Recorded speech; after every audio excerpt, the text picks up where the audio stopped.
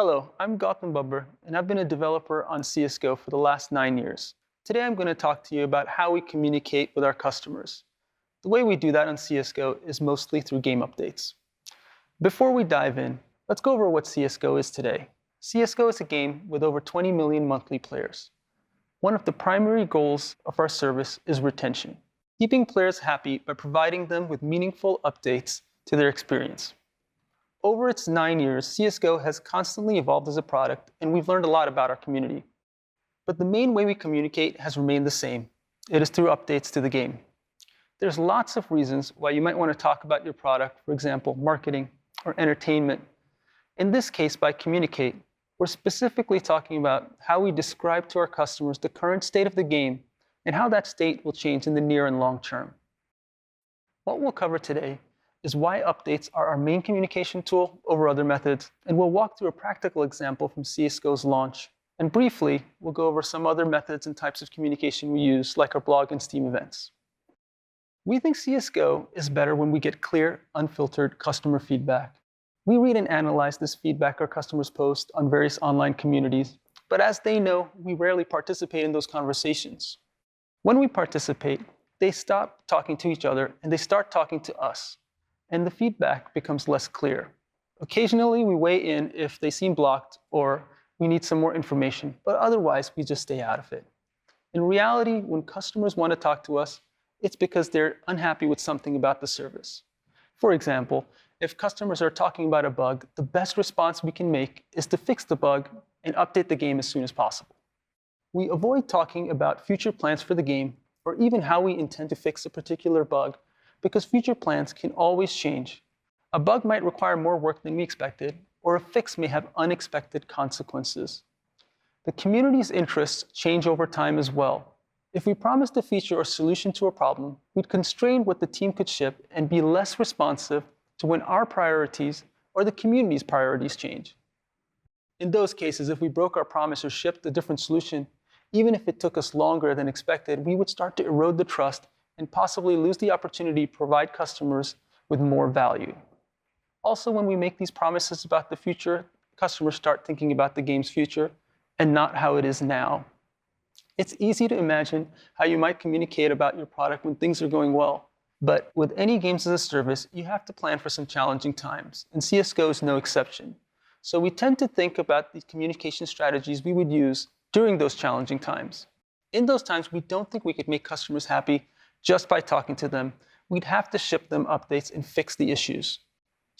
By keeping customer feedback clear and avoiding the pitfall of promises, we're in a better position to be more flexible and to make the best decisions for the long term of the product. Now, because we don't regularly communicate outside the context of updates, what goes in each update is just as important, and it tells everyone what we think is important about the game. Our goal is that updates reflect the conversations our customers are having, and they communicate what we think is important for the long-term success of the game. There's nearly an endless list of directions we can take the product and features we invest in. There's also a wide variety of interests our customers have, ranging from esports, gameplay, cosmetic items, and the game's performance. So prioritization of what we work on becomes a critical part of the development process. How do we prioritize? Well, we start by reading a wide range of community feedback. We learn from CSGO-focused communities, as well as other communities where CSGO users go and talk to customers about it. This isn't an individual's job on the team. The people who gather this feedback and interpret it are the CSGO devs themselves. It is important that the devs are reading this as it directly feeds into what they'll work on.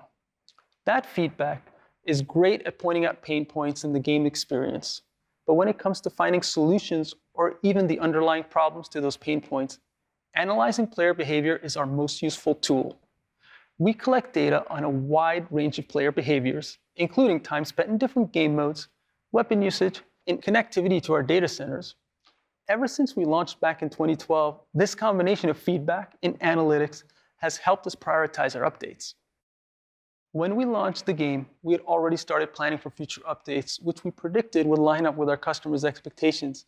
We had plans for esports, a map workshop, item customization, and other gameplay features. But we followed our communication strategy, and we didn't talk about these publicly because we wanted the flexibility to react to our customers' feedback and data. Many games, when they launch, face unexpected problems, and it's important to be agile during that time. When we launched, our unexpected problem was a critical one: players not sticking around. We had attracted new players, but we weren't retaining them, and this became an urgent concern. If we didn't improve retention quickly, we'd lose the critical mass you need for players to find each other and have good matches. During this time, we had lots of great feedback from the community in relation to gameplay, UI, maps, but we could see with our data that retention, a main goal of ours, was falling. The actions of our customers shifted our priorities for us. And because we hadn't committed to a specific promise of future features, we had the flexibility to act on those new priorities. If we didn't have any players, we would have a hard time helping to grow esports, and there would be no need for a maps workshop and no customers who would want to customize their items. So we decided to prioritize a new matchmaking system that brought players of equal skill together.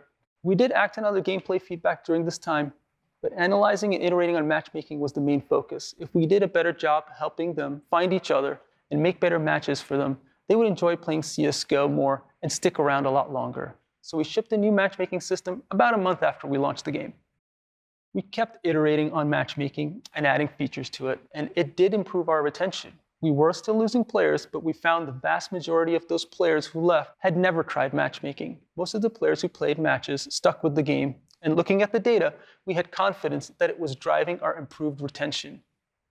There was a window of opportunity after CSGO launched where we had our customers' attention, and being flexible let us make important changes the game needed to survive.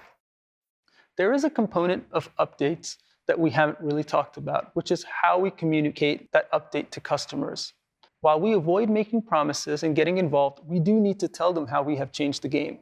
We consider this communication as an important part of the update itself, and we spend a considerable amount of time crafting that message and even iterate on it as we iterate on the actual update. The main way our customers learn about these is in the CSGO client. The client has a news feed on the main page, and it features our most recent update posts.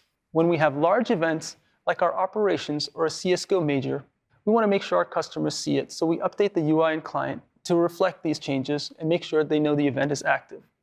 For tournaments, we'll host streams in the game so people can enjoy the tournaments between their own matches. Large updates, such as operations, will also have websites that explain all of their features extensively. We link to them from in-game, and we find most of the time a lot of the traffic comes just from in-game. So most of the time, we stick to updates and in-game communication, but sometimes we do use other methods. We do this when customers need to take some action or prepare for a new Steam policy, or somewhere outside they have to change some information.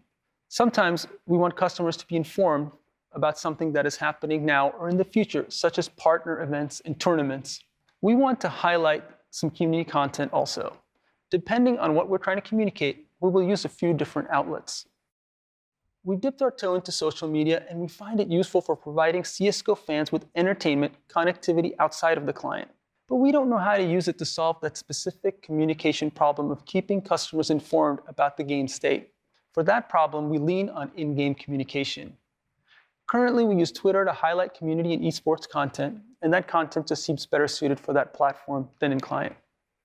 Just being on Steam provides a network effect for us.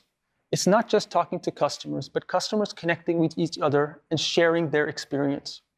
The workshop lets Steam customers be creative and share their art with the CSGO community. Lots of great weapon finishes and maps have made their way into the game and originated in the workshop. Customers use items from the points shop to decorate their avatars and profiles, show off stickers and chat. And the friends list has rich presence where you can even see your friend's progress on a CSGO competitive match. There's also community hubs, achievements, markets, and most recently, we've been using Steam events and announcements to talk about our game updates. Steam events work similarly to our blog posts, but allow us to reach a wide audience on Steam. This includes active customers, ones who may have taken a break from the game, and new ones that are just browsing looking for a new game to sink into. Events and announcements show up in a variety of places on Steam. The What's New section in the library is useful for engaging players and tells them about an update when they're considering launching the game. The feed view is great for catching up on recent updates. Overall, it's a good way of letting them know the game is still in active development. Since we approach Steam events and announcements similarly to our blog, we tend to use similar content for it. That's an overview of how we think about CSGO's communication. This is what's worked for us. But we're always reevaluating the trade-offs in different forms of communication, and while we hope this talk is useful to you, we expect you'll find your own way through these trade-offs towards your own solution. Thank you.